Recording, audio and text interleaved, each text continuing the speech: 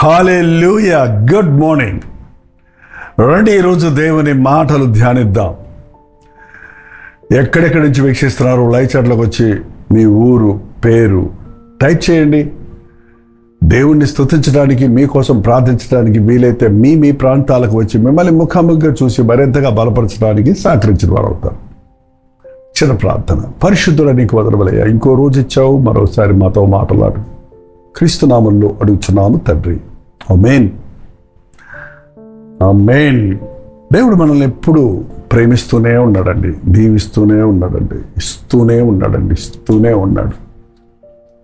ఆయన ఎన్ని ఇచ్చాడు అన్నది మనం ఎప్పుడు గుర్తుపెట్టుకోవాలి. ఎన్నో ఇచ్చిన దేవా, విరిగిన హృదయం మిమ్మల్ని ఒక దైవజనుడు ప్రార్థించేవాడు. ఖచ్చితంగా ఎన్నో దేవుని చేతుల్లో ఇచ్చి పొందుకుంటున్నాం, ఎన్నో కలిగి ఉన్నామయ్యా, మాకు కృతజ్ఞత కలిగిన హృదయం నిమ్ము అని అడగటం ఎంతో అవసరం అండి. ఎందుకంటే ఆశీర్వాదాలు మనకి ఏదైనా సరే అలవాటైపోతాయి. సుఖం అనేది అలవాటైపోద్ది. మనం ఇష్టపడింది ఆశతో ప్రారంభించినప్పటికీ అది వెగటైపోద్ది, మనకి వెక్కసం అయిపోద్ది. అందుకనే మన భక్తిలో మనం ముందుకు సాగాలంటే కృతజ్ఞత కలిగి ఉండడం, దేవుడు చేసిన మేళ్ళు గుర్తు చేసుకోవటం, అసలు మనం ఎక్కడున్నాము, ఆయన మనకేం చేశాడు, మనం ఆయన కొరకు ఏం చేస్తున్నాం అని పరిశీలించుకోవాలి. మనం అనేకసార్లు మన జీవితాల్లో కలిగేటువంటి కొన్ని ఆటంకాలు, ఇబ్బందులు, బాధలు, వీటికి మేలులు ఏదైనా సరే అది మనుషుల వల్ల కలుగుతుంది అనుకుంటున్నాం. మనం అంటుంటాం చూడండి, పక్కింటోడు పిల్లోడు వల్లనే మా పిల్లోడు పాడైపోయాడు అని. ఏంటండి, ఎవరి మూలానో మనం పాడవటం ఏంటి? నీకొక వ్యక్తిత్వం ఇచ్చాడు కదా, నీ బిడ్డలు నీ చేతుల్లోనే ఉన్నారు కదా. ఎప్పుడు డోంట్ బ్లేమ్ అదర్స్ అండి. ఇతరులను మీరు నేరా మోపకండి. మన బంగారం మంచిదైతే కంసాలు వాడినని ఏం ప్రయోజనం అనే సామెత ఉంటుంది ఇంతకుముందు. మనం సరిగా ఉంటే, మన హృదయాన్ని సరిగా ఉంచుకుంటే ఈ లోకం ఎప్పుడు పాడైపోయిందే. చుట్టూన్న వాళ్ళందరూ మంచోళ్ళుగా ఉండాలనుకుంటాం కంటే నేను మంచి వ్యక్తిగా ఉండాలి అనుకోవటం చాలా అవసరం. ఎదుటివారి కంటిలో ఉన్న నలుసును చూస్తున్నాం కానీ మన కంటిలో ఉన్న దూలాన్ని చూసుకోవటం లేదు. ప్రభు చెప్పాడు కదా, ఎదుటి వాళ్ళ ఇంట్లో చిన్న గుండ్రంగా ఉన్న ఒక చిన్న పొల్లమొక్క కనపడుతుంది, ఆ నలుసు కనపడుతుంది, ఓ చిన్న చుక్కలాంటి నలుసు కనపడుతుంది, కానీ నీ కంట్లోనేమో ఇంతలో దూలమే ఉంది ఏకంగా.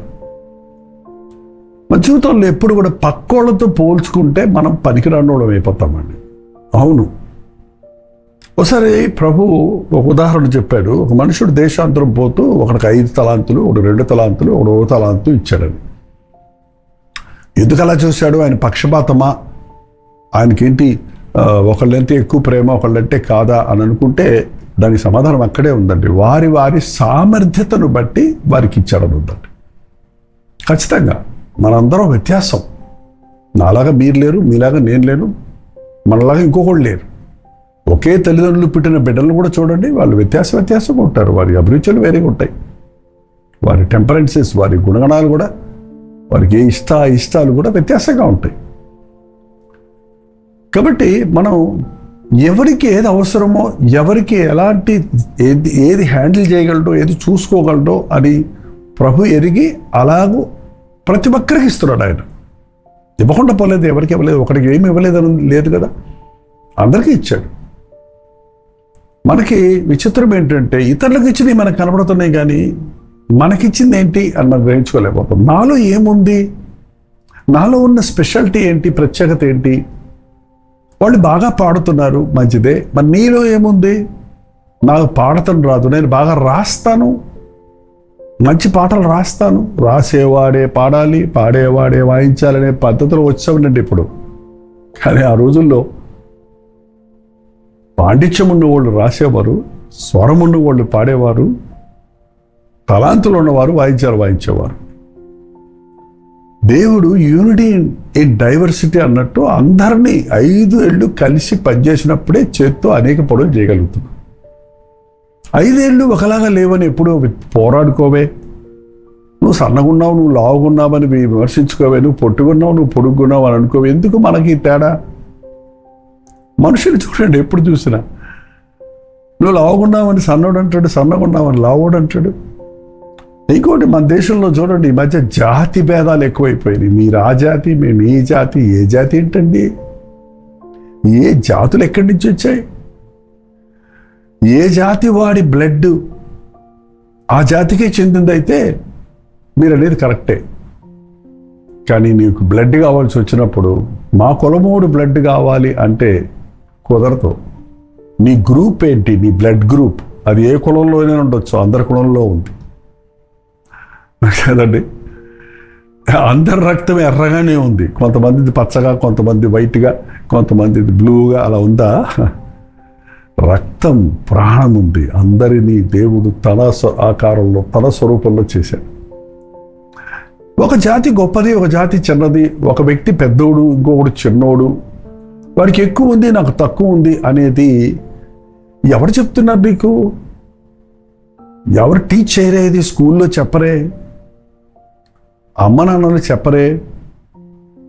ఇది స్వాభావికంగా వస్తుంది, అది నీలో నుండే వస్తుంది. హృదయం అన్నిటికంటే మోసకరమైనది, అది ఘోరమైన వ్యాధి కలిగినది. దానిని గ్రహించుకొనగలిగిన వాడు ఎవడు? ఎక్కడొస్తున్నాయి ఈ ఆలోచనలు? నీ హృదయంలో వస్తున్నాయి. భేదాలు, విభేదాలు ఎక్కడ పుడుతున్నాయి? సముదాయంలో పుడుతున్నాయి అంటారు, కానీ అది నీ మనసులో నుండే బయటకు వస్తుంది. నీ మనసులో ఉన్నదాన్ని బట్టే నువ్వు ఒకరి మీద నువ్వు అసూయ పెట్టుకొని వెళ్తున్నప్పుడు, అక్కడికి వెళ్ళినప్పుడు వారు ఏ మాట అన్నా కూడా అపార్థంగా భావిస్తాం. కాబట్టి ఏమైపోతుంది, మనం ఒకరినొకరు విమర్శించుకుంటూ ముందుకు పోవడం లేదండి. సరే, 5 తలాంతులోడు ఇంకో 5 సంపాదించాడు, 2 తలాంతులోడు ఇంకోసారి 2 సంపాదించాడు. 1 తలాంతు ఇచ్చిన వాడు కూడా, నేను నాకు ఇచ్చిన ఒకదాంట్లో నమ్మకం ఉంటాను, 2 చేసుంటే కూడా సరిపోయేది. కానీ అతనేం చేశాడు? ఆ 1 తలాంతును తీసుకెళ్ళి చేతురుమాల్లో కట్టి భూమిలో పాతి పెట్టాడట. చాలామంది వాళ్ళ దేవుడిచ్చిన తలాంతుల్ని పాతి పెట్టుకుంటున్నారు. దేవుడు నీకు ఇచ్చిన తలాంతు ఉంది, అది ఏంటి అని అడగండి. ఒక్కటైనా ఉంది కనీసం, మినిమం 1, మ్యాక్సిమం ఎన్నైనా. నువ్వు ఒక్క దాంట్లో నమ్మకంగా లేకపోతే నీకు 100 ఎవరిస్తాడు? అది ముందే ఎరిగిన ప్రభు అతనికి 1 ఇచ్చాడు. Let me test. ఇదిలో ఉన్న నమ్మకం ఉంటాడని చూద్దాం, then I can give more అనుకుని ఉంటాడు ఆయన. అదే చేశాడు కదా. 5 తలాంతులోడికి ఇంకా ఇచ్చాడు, అందులో నమ్మకంగా ఉన్నాడు కాబట్టి ఇంకా బహుమానం పెంచాడు. కాబట్టి ఈరోజు ఒక్కసారి ఆలోచన చేసుకోండి. మీరు ఆధ్యాత్మిక జీవితం విషయంలో కానీ, ఆర్థిక విషయాలలో కానీ, మీలో ఉన్న గుణగణాల విషయాల్లో కానీ, స్పెషాలిటీ విషయాల్లో కానీ, లేక తలాంతులు కానీ, వరాలు కానీ, మీకున్న సామర్థ్యాన్ని కానీ, మీకున్న సమయాన్ని కానీ మీరు ఉపయోగిస్తున్నారా? దానిని మల్టిప్లై చేస్తున్నారా? దాంట్లో ముందుకు సాగుతున్నారా? చూడండి, కాలము జరిగే కొలది మన సమయాన్ని సద్వినియోగపరుచుకుంటే మనం 200, 300, 100 దీవించబడతామండి. మన సమయాన్ని యూటిలైజ్ చేసుకున్నవాడు వాడు అభివృద్ధిలోకి వెళ్తున్నాడు, అన్ని విషయాల్లో వర్ధిల్లుతున్నాడు. తనకున్న తలాంతును వాడేవాడు అది అయిపోదు. తలాంతులు అనేవి ఇన్వెస్ట్మెంట్ లాంటిది. అది పెట్టుబడి పెట్టినప్పుడు అది మల్టిప్లై అవుతుంది, అది అభివృద్ధి చెందుతుంది. అది దాచిపెట్టుకుంటే అలాగే ఉంటుంది. కొంతమంది అంతే దాచిపెట్టుకుంటున్నారు. ఒకటిగానే ఉంది. ఎన్ని సంవత్సరాలు పెట్టిందో యజమాని రావడానికి అక్కడ రాయలేదు, కానీ అంత సమయం కూడా ఒకటిది 5 అయిపోయింది, డబుల్ అయిపోయినాయి అందరి. కానీ తండ్రి మాత్రం అలాగే ఉంది. ఈరోజు చాలామంది విశ్వాసులు, క్రైస్తవులు, దేవుని బిడ్డలు, మీరు మీకున్న దాన్ని మెయింటైన్ చేస్తున్నారంటే, దాన్ని కాపాడుకుంటున్నారంటే, దాన్ని పాతిపెట్టి కాపాడుతున్నారో, చేత రుమాల్లో కట్టి కాపాడుతున్నారో, దాచిపెట్టి కాపాడుకుంటున్నారో, అది ఉంది మీ దగ్గర అంతమట్టుకే, దాన్ని ఉపయోగించటంలా, మల్టిప్లై చేయటంలా. తప్పండి. నీ జీవితంలో నువ్వు సాధించాలి, నువ్వు జయించాలి, నువ్వు అభివృద్ధి పొందాలి, నువ్వు విస్తరించాలి, నువ్వు భూమిని నింపండి, ఫలించండి, అభివృద్ధి పొందండి అని ఆ రోజు ఆదాము అవ్వలకు చెప్పిన ప్రభు ఈరోజు ప్రతి ఒక్కరికి చెప్తున్నాడు. దినాలు గడుస్తుండగా, నీ వయసు పెరుగుతుండగా, నీ అనుభవాలు పెరుగుతుండగా, నీ రాబడి పెరుగుతుండగా, ప్రతి విషయంలో నీ జీవితంలో అభివృద్ధి ఉండాలి. గత సంవత్సరం కంటే ఈ సంవత్సరం అభివృద్ధి ఉండాలి. నీ భక్తి జీవితంలో అభివృద్ధి ఉండాలి. అప్పుడు గంట ప్రారంభిస్తే ఇప్పుడు 2 గంటలు ప్రార్థన చేయాలి. అప్పుడు గంట చేస్తే ప్రార్థన ఇప్పుడు 2 గంటలు చేయాలి. చూడండి, ఆ భక్తిలో వృద్ధి చెందడం లేదు. భక్తిలో వృద్ధి చెందితే అన్ని విషయాల్లో వృద్ధి చెందుతారు. నీ రాబడి పెరుగుతుంది, నీ సంతోషం పెరుగుతుంది, ఈ కుటుంబం పెరుగుతుంది. కానీ ఎన్ని సంవత్సరాలైనా మేము ఇద్దరమే అన్నట్టుగా ఉన్నారు చూడండి చాలామంది. కారణం అలాంటి వాళ్ళు ఏదేదో అంటారు, అందరు అంటున్నారు. గమనించి చూడండి, మరి ఎందుకు పెళ్ళయింది 3 ఏళ్ళు అయింది, ఏమీ లేదా సంగతి ఏమీ లేదా? ఏం లేదు, మేము అలాగే ఉన్నాం, మేము విడిపోలేదు అని గొప్ప చెప్పుకోవచ్చు కావాలంటే. మేము బాగానే ఉన్నాం అని సమర్థించుకోవచ్చు కావాలంటే. కానీ నీ జీవితంలో 2 ముగ్గురు అవ్వాలి, 4 అవ్వాలి కదా. నీ జీవితంలో అభివృద్ధి కావాలి కదా. అది దేవుని ఉద్దేశం. నీకు ఇచ్చిన దాన్ని ఉపయోగిస్తే అది డబుల్ అవుతుంది. అది దాచిపెడితే ప్రయోజనం లేదండి. ఈ ఒకతలాన్ని తెచ్చినోడు ఏం చేశాడు? దాన్ని చేతురుమాల్లో కట్టి, నాకు ఎందుకు వచ్చిన గొడవ, ఆయన ఇచ్చింది నేను ఆయనకే ఇచ్చేస్తా అని చెప్పి చేతురుమాల్లో కట్టి పెట్టాడండి. మనలో కూడా చాలామంది నేను బాగానే ఉన్నాను, అదే స్థాయిలో ఉన్నాను, ఐఎమ్ సేమ్, అదే పరిస్థితిలో ఉన్నాను. 10 ఏళ్ళైనా 20 ఏళ్ళైనా నా రాబడి అంతే, నేనున్న గృహం అంతే, నా స్థితి అంతే. నేను చర్చిలో వెళ్తాను, మూల కూర్చుంటాను, వస్తాను, మందిరంలో నా స్థాయి అంతే. ఇంకా అంతకంటే ఏ విషయంలో నేను పాలిభాగొస్తున్నాం మనం. That's not right. మీరు ఆధ్యాత్మికంగా అభివృద్ధి చెందుతున్నప్పుడు ఒక చిన్న బిడ్డగా అభివృద్ధి చెందిన పెద్దవాడు ఎలా సమర్థవంతుడవుతున్నాడో, మనం భక్తి విషయంలో కూడా మౌనమనసు పొందినప్పుడు పసిపిల్లల వలె ఉన్నాం, పాలు తాగే వారిగా ఉన్నాం. కానీ బలమైన ఆహారం తినాలని, మంచి సైనికుని వలె క్రీస్తు కొరకు పోరాడేవారిగా ఉండాలని దేవుని వాక్యం సెలవిస్తుంది. వాడు 1 తలాంతు ఇచ్చినవాడు దాచిపెట్టాడు. యజమాని వచ్చినప్పుడు 5 తలాంతులు 5 ఇస్తే, బలా నమ్మకమైన మంచి దాసుడా అని మెచ్చుకున్నాడు. 2 తలాంతుల వాడు 5 ఇవ్వలేదు, 10 ఇవ్వలేదు, 2కు 2 ఇస్తే బలా నమ్మకమైన మంచి దాసుడా అన్నాడు. కానీ ఆ 1 తలాంతు వాడు, నువ్వు కఠినుడు అని నీకు భయపడి, అయ్యా నీవు విత్తని చోట కోయివాడను, చల్లని చోట పంట కూర్చొని వాడను, కఠినుడు అని నేను ఎరుగుదును, నేను భయపడి నీ తలాంతును భూమిలో దాచిపెట్టుతుంది.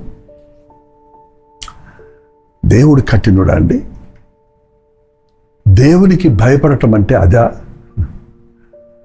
అవుట్ ఆఫ్ ఫియర్ మనం చాలా విషయాల్లో ముందుకు వెళ్ళమండి. నాకు సైకిల్ తొక్కటం భయమని సైకిల్ తొక్కటం నేర్చుకోని వాళ్ళు ఉన్నారండి చాలామంది. ఇప్పటికీ కారు నడపడం నాకు భయమని ఇప్పటికీ ఎప్పుడు ఒక డ్రైవర్ మీదే ఆధారపడే వాళ్ళు ఉన్నారు. భయపడటం వల్ల ఉరి వచ్చిన ఉందండి బైబిల్లో. ఊడిపోతానేమోననే భయం, ఆపద కలుగుద్దేమోననే భయం, ఎగతాళి చేస్తారేమో మనుషులు అనే భయం అనేకుల్ని నిష్ప్రయోజకులుగా చేస్తున్నాడు. డేర్ చేయాలండి. డేర్ టు బి డానియేల్ అనే పుస్తకం ఉంది. దానియేలు వల్లే తెగించు. భయపడలేదు సింహాలకు, ఓకే, భయపడలేదు రాజాజ్ఞలకి, భయపడలేదు పరిస్థితులకి, మహిమపరిచాడు దేవుణ్ణి. నువ్వు కఠినుడు అంటావు ఏంటండి? దేవుడు కఠినుడు ఎందుకైంది? దేవుడు ఇచ్చిన వాటిని యాజ్ ఇట్ ఈజ్ ఇచ్చేశాను, నాకు నువ్వు ఇచ్చింది నీకు ఇచ్చేశాను పో అంతే అన్నట్టుగా ఉంటే చాలా గొప్పడు అనుకుంటున్నావా? సంవత్సరాలు గడిచిపోతుండగా నీ ఆధ్యాత్మిక జీవితంలో ఎదుగుదల లేదు, అదే ప్రార్థన, అదే బైబిల్ పఠనం, అదే మందిరం, అదే పాట, అదే స్థాయి. భక్తిలో అంతే స్థాయి, లోకరీతిగా అంతే స్థాయి, అదే ఇల్లు, అదే డొక్కు సైకిలు, అదే డొక్కు బైకు, అదే ఉద్యోగం, అదే జీతం, అదే పరిస్థితి అనేది దేవుని పద్ధతి కాదండి. దినాభివృద్ధి పొందాలి. నీకు ఉన్నదానిని కొంచెములో నమ్మకంగా ఉన్నవాడికి అధికంగా ఇవ్వబడుతుంది.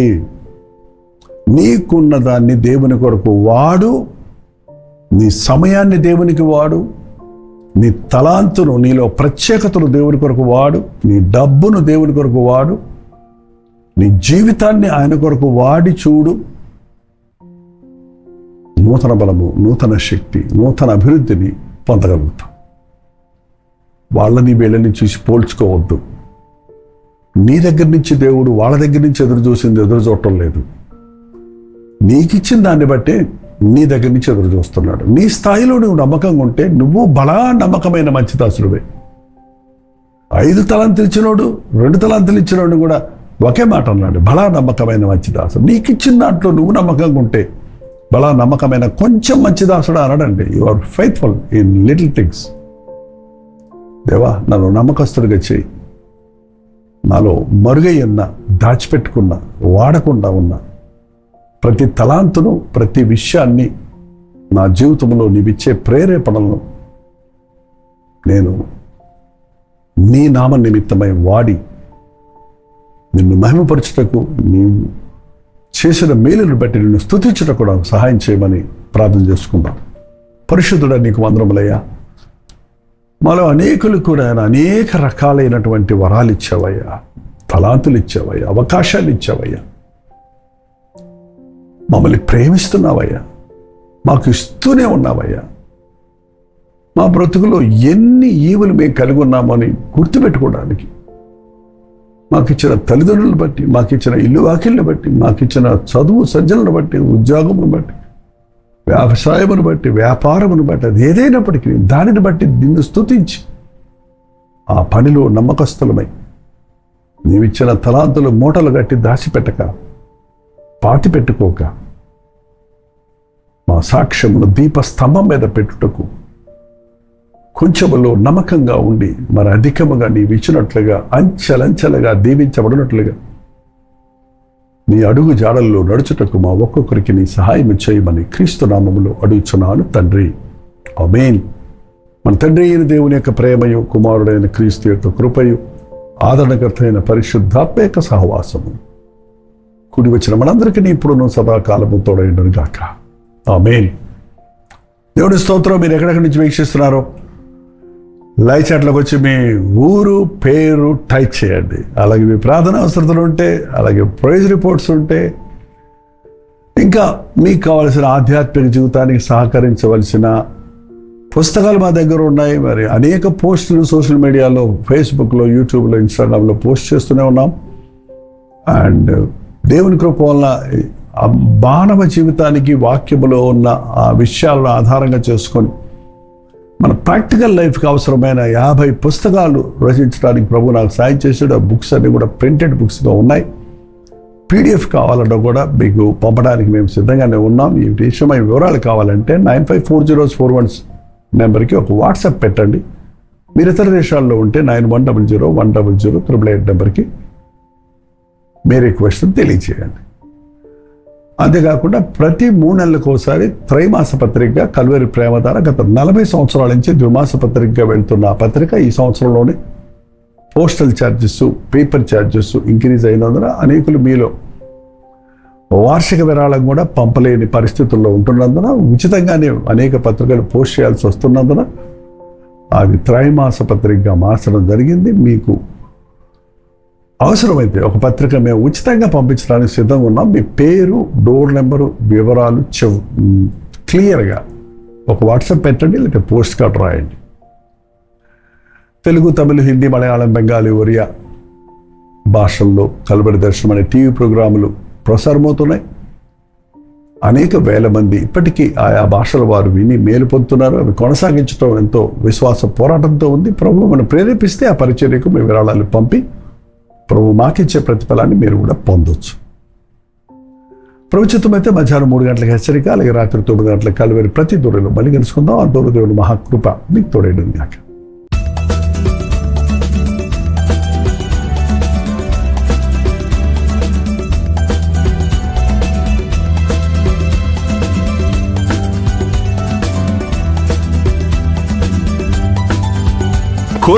కోల్కతా పరిసర ప్రాంతాల్లో ఉన్న వారికి శుభవార్త.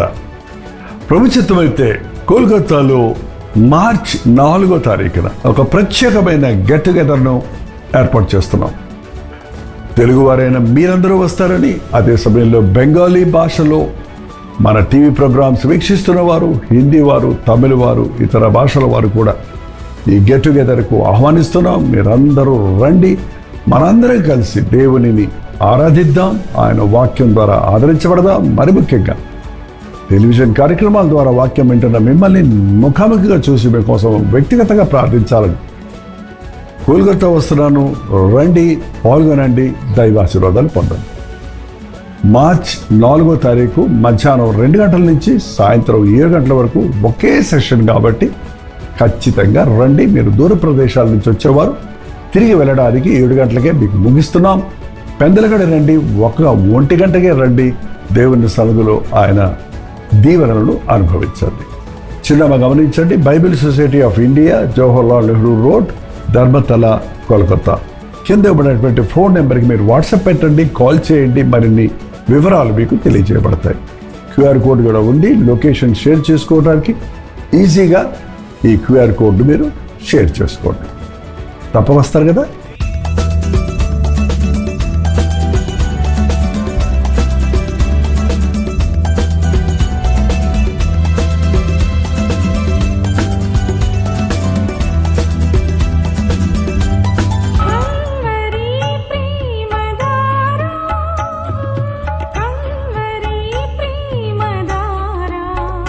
కల్వరి ప్రేమధార అనే మా ద్విమాస పత్రికను ఈ మధ్య త్రైమాస పత్రిక అంటే 3 నెలలకి ఒక్కసారి మాత్రమే ప్రింట్ చేయగలుగుతున్నాం. మరి గత 40 సంవత్సరాల పైబడి కొనసాగుతున్న ఈ పత్రికను ఆపు చేయటం ఇష్టం లేక దీన్ని త్రైమాస పత్రికగా మార్చున్నాం. మీరు కల్వరి ప్రేమధార పత్రికను చదువుతున్నారా? ఒక ఉచిత పత్రిక కావాలంటే ఇవ్వాలే మీ పేరు, చిరునామా, అడ్రస్తో పాటు ఇంటి నెంబర్తో పాటు క్లియర్గా పంపించండి. తప్పకుండా ఒక ఉచిత పత్రికను మీకు పంపిస్తాం.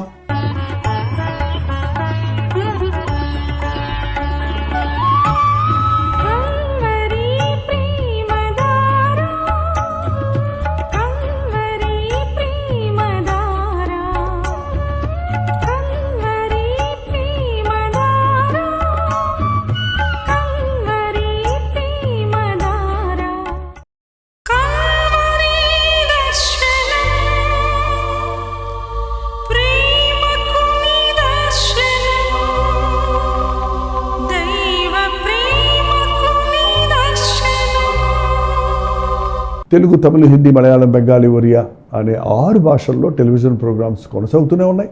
భారభరితమైన పరిచయంలో మీరు సహకరించాలని ఆశిస్తే, ప్రభు మిమ్మల్ని ప్రేరేపిస్తే మీ విరాళాలు, కానుకలు మనకి మీరు పంపించవచ్చు. అవి నేరుగా టీవీ ఛానల్స్కి వెళ్తాయి. అందులో ఏది మేము మా సొంత ఖర్చుల కొరకు ముట్టుకోవటం లేదు, వేరే పరిచయ కొరకు ముట్టుకోవటం లేదు. టెలివిజన్ పరిచయలో ఇంకా సువార్త వినని వారికి అది అందించాలని ఆశతో ఒక 20 సంవత్సరాలుగా కొనసాగుతున్న పరిచయం కొరకు ప్రార్థించండి, మీ సహకారాన్ని అందించండి. ఈ విషయం మీకు ఇంకా వివరాలు కావాలంటే 89393939 అనే నెంబర్కి మార్నింగ్ 10 నుంచి ఈవినింగ్ 10 లోపల మీరు ఫోన్ చేయండి. వివరాలు మీకు తెలియజేస్తాం.